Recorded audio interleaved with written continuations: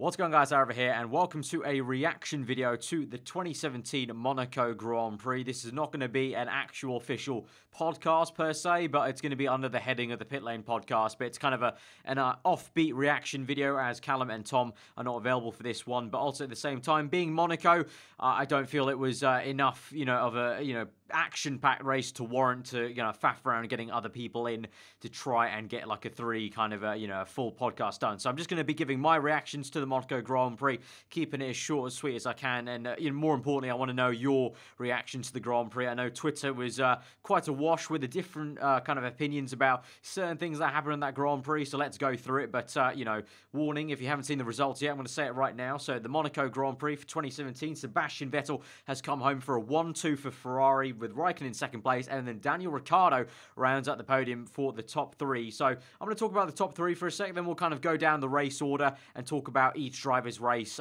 in brief, and kind of describe anything that kind of interesting that went on, any bits of debate. So let's start off with that 1-2 for Ferrari. Of course, Kimi Räikkönen got a brilliant pole position yesterday, it's Saturday, which was a great pole for him. The first since, I think it was 08, wasn't it, the French Grand Prix. Great pole for Räikkönen. He felt like in the rhythm in Sector 2, especially in Sector 3 at the end, where ultimately he gained all his time. Channel 4 did a brilliant kind of side-by-side between Vettel and Raikkonen's pole laps, and right at the death on like the last part, Raskas, and through the final corner was Raikkonen, where Raikkonen actually made up that little less than 1/10 to get pole position on Saturday. But then ultimately in the race, it would end up being Vettel ahead. Now, that was only through really a very short part of the race, which was just before the first pit stop phases and just after was where effectively that race was won and lost for respective drivers. From there, beforehand, Raikkonen got a decent start, was actually looking pretty good, got into the rhythm, and then it kind of fell into a natural Monaco sort of, esque kind of, everyone's pushing to the limit, and, when you have every single driver pushing to the limit, you're just going to get a kind of, basically a lineup of them going around Monaco, and basically Vettel trying to keep Raikkonen honest, but Raikkonen seemed to have it covered off.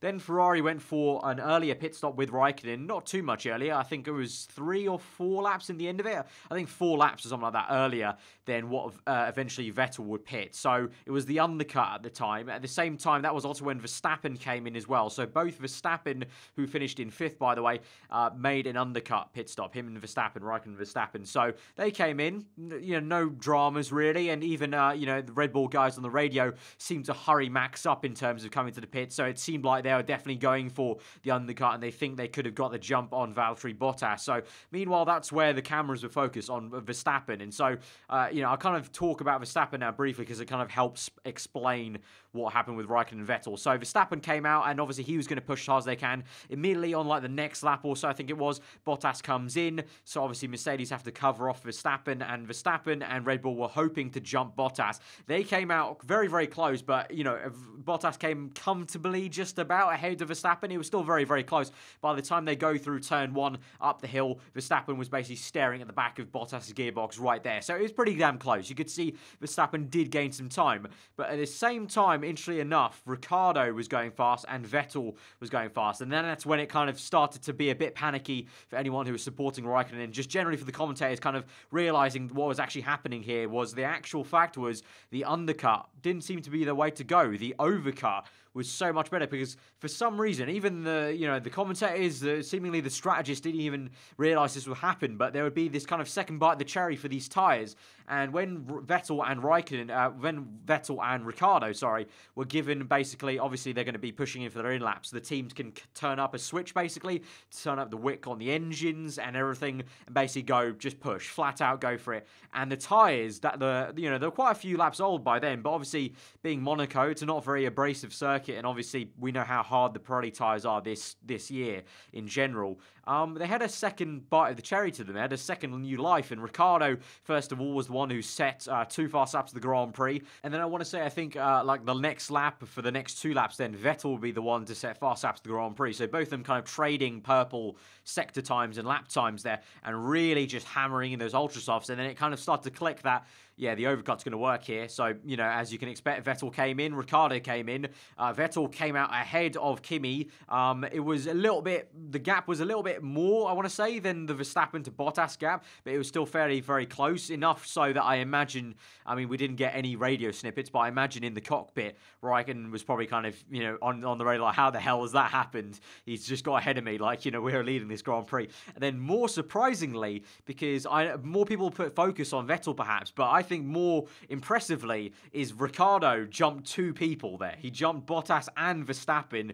Verstappen getting on the radio and going, well, we fucked that, you know, how does that happen? That's an absolute disaster of a strategy. And Ricciardo then goes from what was a kind of annoying 5th place for him all the way to 3rd. So basically kind of a, you know, a meh Grand Prix for him to a great one, getting a podium, best of the rest really, ahead of, you know, ahead of the Mercedes car of Bottas. Obviously we know the other Mercedes of Hamilton was kind of having a pretty boring race the entire Grand Prix. We'll get to him eventually, but so that's how the race was won or lost. Obviously a lot of reactions on Twitter, a lot of Kimi fans understandably angry and kind of annoyed about that, how that's happened. But I want to kind of play a bit of devil's advocate and basically kind of suggest the fact that I really don't think the strategists knew what they were doing. I mean, we heard on Channel 4 at least, I don't know about any other coverage, but on Channel 4, Christian Horner was on the radio to David Coulthard and Ben Edwards on the Channel 4 commentary and talking to them, and he genuinely, by his voice and everything, sounded like, yeah, we really are shocked. We thought Verstappen's strategy would have worked. He was like, well, that's why we pit him early. We thought we could get the undercut on Bottas. Didn't work out, but then we couldn't have, you know, expected Ricciardo to just go that fast when we turned up the engine, and we, you know, we just didn't think he would have the tyres left for it, but he did, and the same could obviously be said for Seb. So I genuinely think from Horner's reaction, I don't think there can be any foul play to kind of bring into question. Obviously, there was that talk already pre-race about will Ferrari swap it around. You know, obviously not obviously, because Ferrari, you know, obviously in recent years haven't been, you know, back to 2010 was the last time they had a major kind of controversial team or this thing. But, you know, in the recent years lately, whenever they've kind of swapped drivers around, it's always been quite subtle. So there was talks about that subtly happening, but I don't even think it was that. I think this was genuinely a surprising thing that all the engineers kind of found out, that the overcut was going to be a lot better than the undercut, and it just happened to work out in that favour. But obviously there's going to be annoyance, and you could see how pissed off Raikkonen was, and so he should be. He lost a potential win from a pole position, which would have been quite nice for him. It was great to see him back on pole position, and you know, it's been a pretty underwhelming season for him so far. And you know, even I've criticised him in the past on previous podcasts for this season, but it was genuinely nice to see him finally actually performing and getting up there, because he has had the potential, I think you could say. You know, he set many fast laps at the Grand Prix towards the end of races. Just unfortunate there. So that was the story of Ferrari and the Red Bull of Ricciardo and Verstappen and Bottas already. Verstappen pretty much locked in that battle the entire race. I say battle, basically Verstappen trying to pressurise Bottas, tried the undercut, didn't work, got jumped by Ricciardo, got pissed off. Towards the end, obviously there was the safety car restart. We'll get to that eventually, but the safety car restart was quite exciting because the safety car was driving so slow that all the tyres were so cool. Ricciardo hitting the wall there, so that's very, very close. Bottas and Verstappen were looking very, very aggressive to maybe try and overtake Ricciardo, and then towards the end of the race, just Verstappen constantly pressurising Bottas to maybe pressurise him into a mistake, which was quite tense to watch, but ultimately nothing ended, so that's how the top 5 ended. Then we saw Carlo Sainz with absolutely brilliant 6th place. Low key as ever, not really even mentioned by the commentators too much during the Grand Prix, especially at the end, but a low key amazing finish to be best of the rest, and not even best of the rest. He finished ahead of one Lewis Hamilton, so best of the rest would have been 7th place, but he's in 6th, so amazing finish for him at Monaco, and it was great to see, because I've started to warm to Toro Rosso as a team as a whole, so it was a shame to see the way Kvyat's race ended by a very, you know, rash, kind of a silly move from Perez to break his side pod and he had to retire, but great for Toro Rosso, great for Sainz there in 6th place. Hamilton, I guess you could say a pretty decent Grand Prix, actually, all things considered. The demeanour he had from Q2, obviously that car looked like an absolute dog in Q2. It was not the same car Bottas had. It was a very poor car. Mercedes, I don't know what that side of the garage did to the setup, but it was an absolute honk to drive for Hamilton, and even he was very despondent. He thought it was going to be a Sunday drive.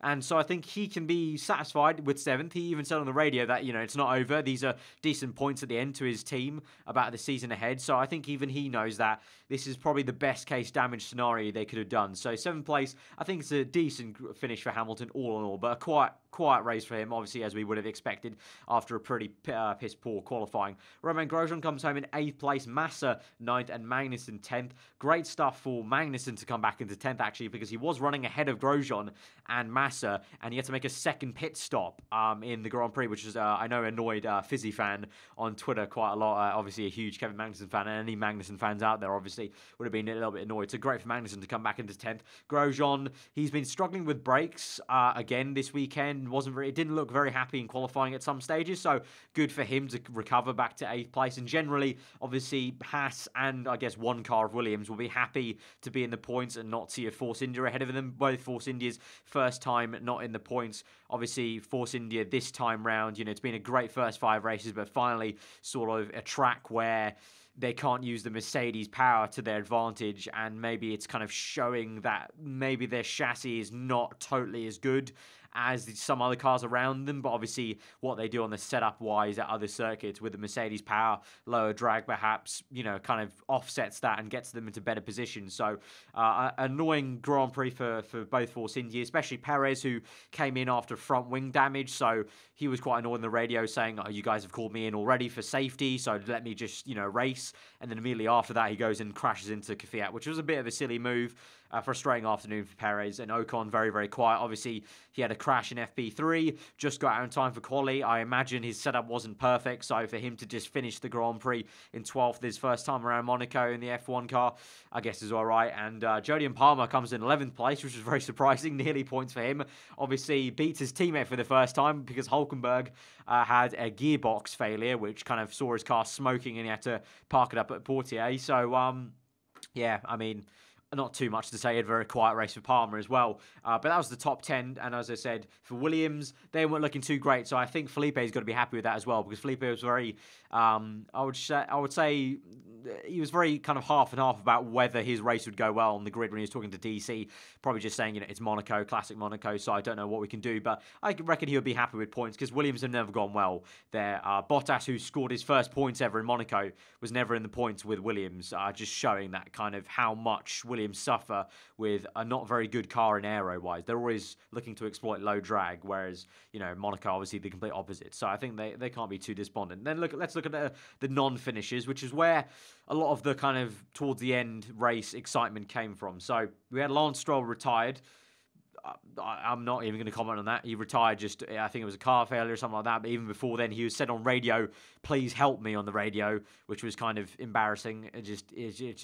Yeah, less said the better about Lance Stroll at the moment. Dan Kvyat, as I mentioned, annoyingly taken out by Perez. He had some really good pace before. He was looking good in practice. In quali, didn't go amazingly well for him, but still decent enough. And in the race, he was looking okay to maybe sneak into the tail on the points. So unfortunate for him, unfortunate. And I've not been too fond of Kvyat in past seasons, but I've been liking what he's doing at Toro Rosso. It's nice to see that he's kind of changed back into gear with his head and is kind of looking, it seems he's enjoying racing and he's looking forward for this season. Just a shame, really. He's got a bit of bad luck in this a few opening rounds of this season so far. Then let's get to McLaren, I guess, because with Van Dorn overtaken down the inside by one of the Force Indies there. I think it was Perez, I think it was Perez or Ocon, one of the Force Indies. It's hard to tell with their helmets. But Van Dorn overtaken down the inside and basically just kind of squeezed off in a way where he just goes straight into the wall because the cars are so wide now, there's just not enough room and he goes straight into the wall, which was very unfortunate because he was in points. It would have finished probably in points, which would have been great points for McLaren. So, yeah, unfortunate for Van Dorn. And before that, JB, obviously, I'm sure you guys will be interested to maybe know how I think of the weekend. Obviously, if you don't know, if you're not new, if you're new around here to this channel, I'm a huge Jenson Button fan. He's the only driver I support in F1, period. I don't even support a team. Like, people assume I support McLaren because of JB. I don't support a team. I just support one driver. When JB wasn't in the sport for these last 5 races, I've been pretty much a neutral. I've said I've sort of started to warm towards Toro Rosso a little bit, I guess, and I just enjoy seeing Ferrari and Mercedes fight. So to see JB back, obviously we already knew, I knew as well, and I think you'd be stupid to think otherwise. This Sunday was not going to be an exciting Sunday for JB. It was going to be a write-off as soon as we heard about the penalty. Obviously, it's Alonso's car still, so Alonso's engine penalties carried forward, and Honda had to change an engine component. So JB had a 15 place penalty. He took out Park Ferme, started in the pits. it wasn't going to be the Sunday. And really, for me, it was still an enjoyable weekend to see him back there, because yesterday was the day to enjoy him at this Grand Prix. It was great to see him in Q3, still got the mojo, still there in Q3, and just nice to see him smiling and enjoying the car, enjoying the experience on Saturday, and, ultimately, it was just nice to see him back there. It was nice to kind of look out for him on the ladder on the left during the live timings and quali for the first time in a while. Obviously, 5 races gone that we've not had him in the Grand Prix, but that was one race off, and crashed out early. And as I joked on Twitter, I'm not too annoyed for him, because it just means that he can jump out that dismal car and go enjoy a few bevs. I think Mark Webber was saying post pre-race that I'm sure he's looking forward to tonight, with the bars and everything and all the drinks in Monaco, and I wouldn't blame JB. So I hope he has a good time tonight and just enjoys his time in Monaco, something he would have been doing anyway. But a little bit of glory in Saturday, at least for me, to enjoy that. Meanwhile, let's talk about the other half of that crash for Jenson, which was Wehrlein. Odd crash. Obviously, JB just went for a move, wider cars.